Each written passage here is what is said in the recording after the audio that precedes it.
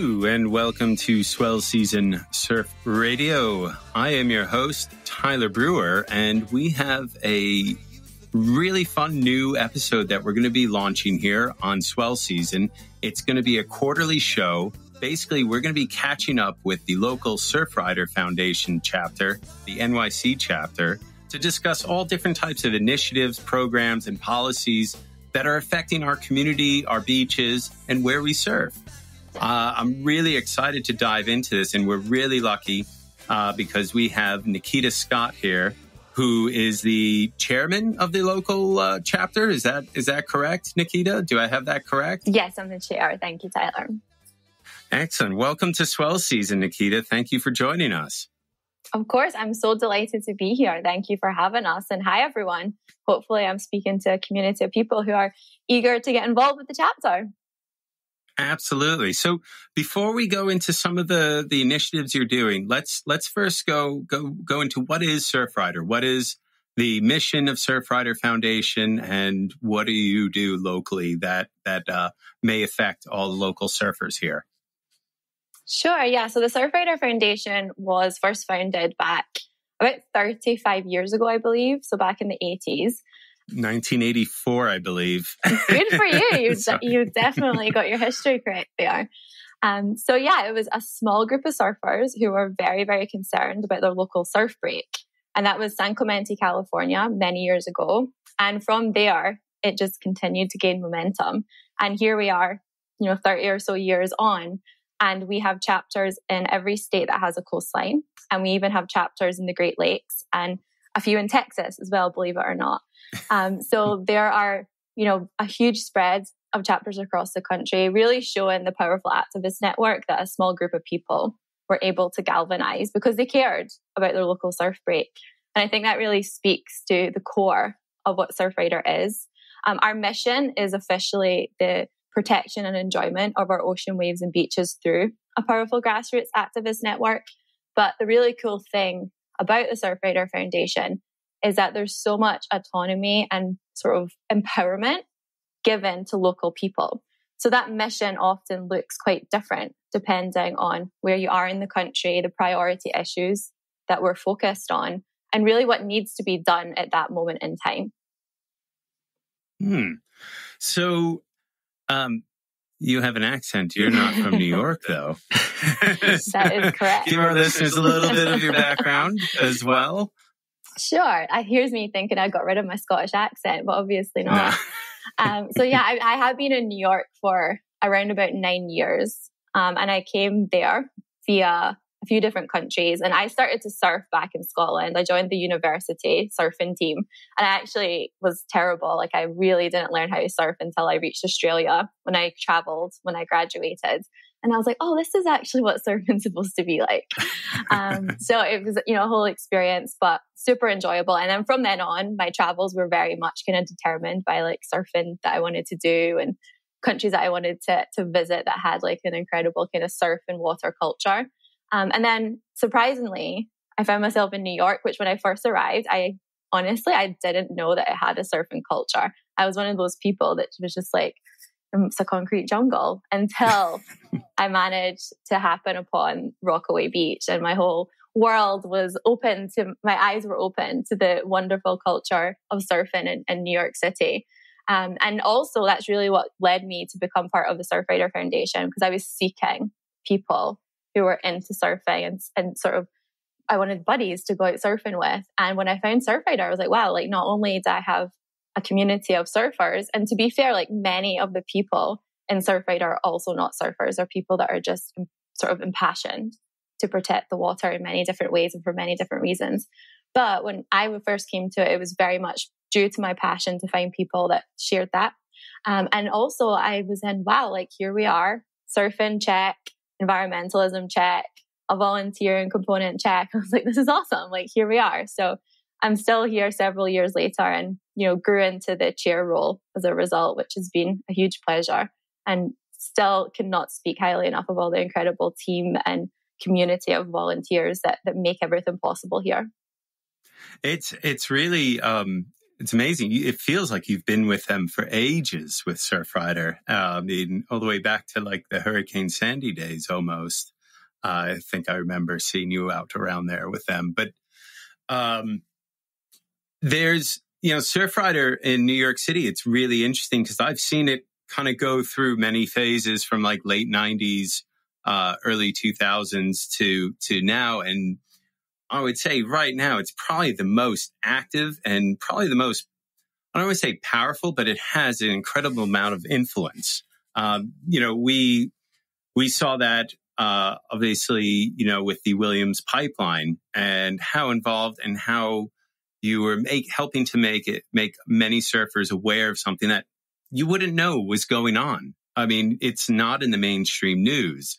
We were always surprised to hear, oh, they're still trying this pipeline. And the only way we were able to find out here on the show was through Surfrider's emails and posts. So thank you for all the work you and the rest of the volunteers have been doing, because it's really important work, and it's not always noticed and seen. So hopefully we can change that here by having you on, and we can inspire more listeners to get involved. So what we should do is dive into some of the more urgent priorities that you're working on right now. Let's dive into what are some of the main things that are focused for this time of the year, particularly, but for Surfrider that you're working on that all our listeners should be aware of. Absolutely. And thank you for this opportunity, because certainly I think, now that we have this regular opportunity to update your listeners, we are going to try and really help direct attention to the focus of the moment. And, as you mentioned, there's many different ways and opportunities for people to get involved. But like the nature of the work that we do, often a lot of what we do is like very urgent and it's very kind of like real time. So we're always trying to be as proactive as possible, but just the nature of activism work often means that you're actually a little bit more reactive, right? And you have to be able to spring into action. And a large part of the reason that we're able to do that is because we have a mobilized community that we're constantly trying to cultivate and keep updated and involved. And really, when we think about some of the sort of like biggest assets of Surfrider, it is the ability to mobilize people, everyday people, and the power of someone's voice who is a surfer or a resident in a community, someone who is not paid to be a lobbyist, someone that is not educated as a scientist, or all these typical roles that we usually see in spokespeople or people that kind of like come forth. They all serve a purpose. Do not get me wrong. Like all these people serve a purpose in the work that we do. But there's something really special about the voice of the everyday person coming forward. And when you can unite that with the voices of many more people in the community, that's like really when we know that we've hit on something that can sort of move us towards a victory in the work that we do. And I guess I'm giving that context because a few of the things that, I'm going to run through today, they're huge priorities for us, but some of the actions quite often feel like, a signature or a reach out to an elected official. And it might seem like something that's like, if I don't do it today, does it really matter? And all I can say is that it does matter. Like if everyone thought like that, we wouldn't get anywhere in the work that we do, and certainly not with the approach that Surfrider takes. So a few of the sort of key priorities and focus areas that we have right now are actually around our Rise Above Plastics program. So the last year, I certainly don't have to say this. I'm sure the last year has been kind of, weird and challenging in many different ways. And it's certainly not been the sort of normal way that we've been able to carry out our work because of all these challenges. And we've actually, on our advocacy front, we had a lot of bills that were paused in Congress, and quite understandably, because focus had to be elsewhere. But as we start to move into 2021 and with the shift in the administration, we're actually seeing a revitalization of some of these issues that we've been really trying to move ahead. And you may have seen in the news last week that there was a reintroduction of the Break Free from Plastic Pollution Act. Now, this was a huge deal because this is a national bill at federal level. And that is something that we have not seen on the plastics front before. We've seen a lot of sort of activations in local communities, but to have something on the federal level is incredible. What is this bill? Like what will it do? And I just watched John Oliver the other week. He did a whole thing on plastics, and it was amazing and depressing at the same time. So really timely. But I'm curious, what is in this bill? Sure. That was actually in conjunction with the act I'm talking about. And it's great to see it having that visibility. We're actually going to try and send him some Surfrider swag to see if he wears it. That'd be awesome. It might be a long shot, but who knows? So some of the components of the bill that are particularly notable is that on a nationwide front, we're trying to introduce a bottle bill. So thinking about how we can better control the use of bottles. And you might have seen in other countries, sometimes you get money back and incentives for handing the bottle back. We're also trying to make sure the bill includes developing standardized recycling and composting labels, so that the industry is a little bit more kind of uniform across and you actually know what you're looking at. It's crazy. Watching that John Oliver, about just seeing what each marking on the bottle meant, had me going through my plastic this week, looking at the bottom, be like, oh, I can't recycle this.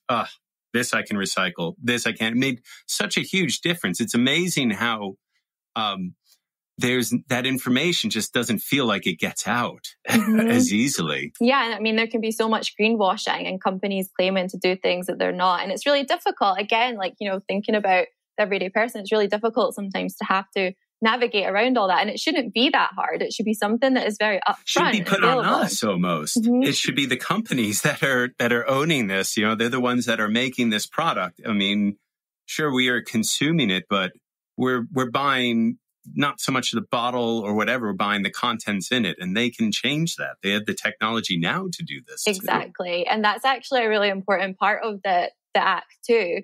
One other point that I'll raise before I dig into that a little bit more though, is that we're also trying to have a temporary pausing and permitting of construction and new plastic production facilities. Because we understand that, yes, there has to be something done with the plastic that is in rotation. Of course, the best thing we can ever do is just stop new plastic being produced and stop people using it. But then also it's really hitting it at the core of the issue, but also thinking about what you can do better about the plastic that goes out there. But what you're mentioning, Tyler, is more about extended producer responsibility, which does essentially put the responsibility back on the producer and the manufacturer of the plastic. And what that typically looks like is that it switches the financial responsibility and burden of recycling and cleaning up communities from the taxpayer, which is, it's ridiculous that we have to pay for that type of stuff, and the government back to the manufacturer, so that they actually have to take responsibility for what they are putting out into the community. And in doing so, it also challenges the producer and manufacturer of the plastic to start to really audit and explore how they are approaching the sustainability of their packaging and the materials that they use. Because quite often, what they're doing is something that might be, cheap as chips at the beginning of the process. But when you really think about the life cycle of the product, it's not good for the environment and it's not good for their pockets either. Yeah, it's interesting. It feels like there are technologies out there too that can either help speed up the breakdown of the plastic or use as alternatives to plastic. And I'm just curious, why those aren't being enforced onto plastic producers then, if those technologies exist. The breakdown thing's interesting, because I do think they are making some, advances there. And I personally feel like there is some technology solutions that need to be integrated. We really need to be thinking about this, full gamut of options that we have. And technology, I think, will play a large part in that. But again, some of it comes down to what we call the cradle to the grave, right? It's how much do these technologies actually take of fossil fuels and things to actually break the plastic down? And you really have to think about the full life cycle there.